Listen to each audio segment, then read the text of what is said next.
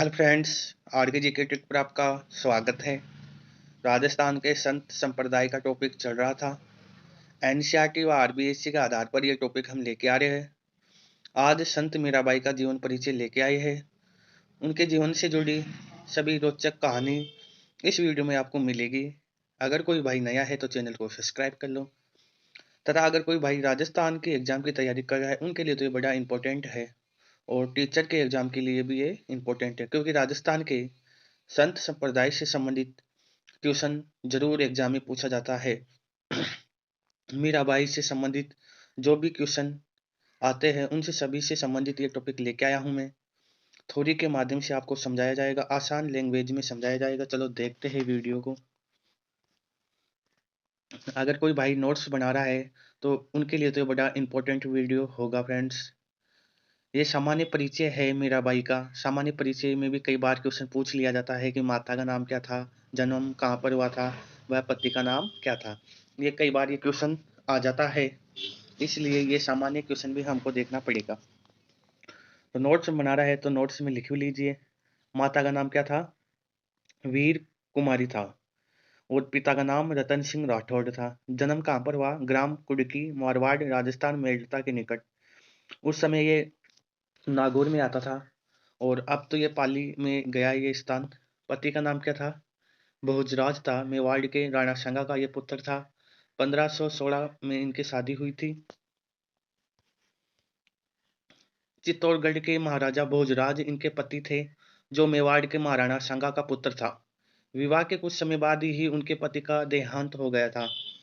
पति की मृत्यु के बाद उन्हें पति के साथ सती करने का प्रयास किया गया, किंतु मीराबाई इसके लिए तैयार नहीं हुई, क्योंकि मीराबाई बचपन से ही श्री कृष्ण को अपना पति मानती थी।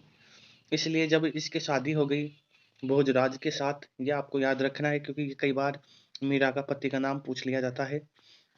तो मीराबाई शुरुआत से ही श्री कृष्ण को अपना पति मान चुकी थी, इसलिए वह भोजराज से प्रेम नहीं करती थी।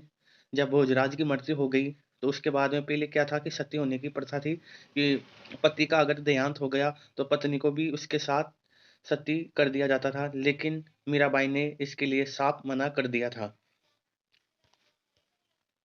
मीरा ने कृष्ण को पति के रूप में मानकर आराधना की थी। मीराबाई के गुरु का नाम, यह आपको याद रखना है कि मीराबाई के गुरु का नाम था रैदास। रैदास चमार जाति के थे। कहा जाता है कि चैतन्य महाप्रभु के शिष्य जीव गोस्वामी मीराबाई से प्रभावित थे, तथा मीरा उनसे प्रभावित थी। मीराबाई ने सगुण भक्ति मार्ग अपनाया था।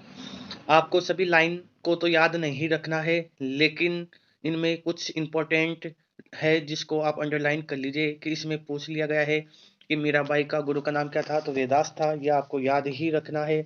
और मीराबाई किस मार्ग को मानती थी?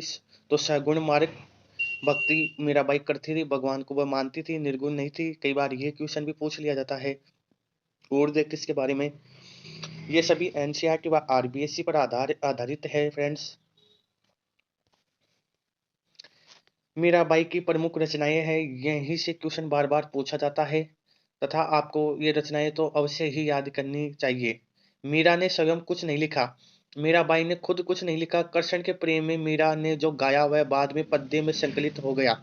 तो इनको देख लीजिए आप। एक है राग गोविंद, गीत गोविंद, गोविंद टीका, राग सोरठा, नरसिंह जी रोमायरो, मीरा की मलाल, मीरा पदावली।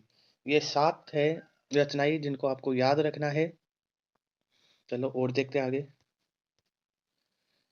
मीरा मीराबाई को राजस्थान की राधा कहा जाता है फ्रेंड्स। ये तो कई बार ही क्वेश्चन पूछ लिया गया है कि राजस्थान की राधा किसे कहते हैं, तो वह कहते हैं मीराबाई को। मीरा ने कृष्ण भक्ति में सैकड़ों भजनों की रचना ब्रज भाषा में की थी, जो राजस्थानी की भाषा थी। मीरा के पद चिन्हों पर चलने वाले लोग मीरा दासी कहलाते हैं। कई बार यही क्वेश्चन आ जाता है कि मीरा दासी कौन कहलाते हैं? जो मीरा के पद चिन्हों पर चलते हैं। वर्तमान में मीरा दासी संप्रदाय के लोग की संख्या बहुत ही ज्यादा है।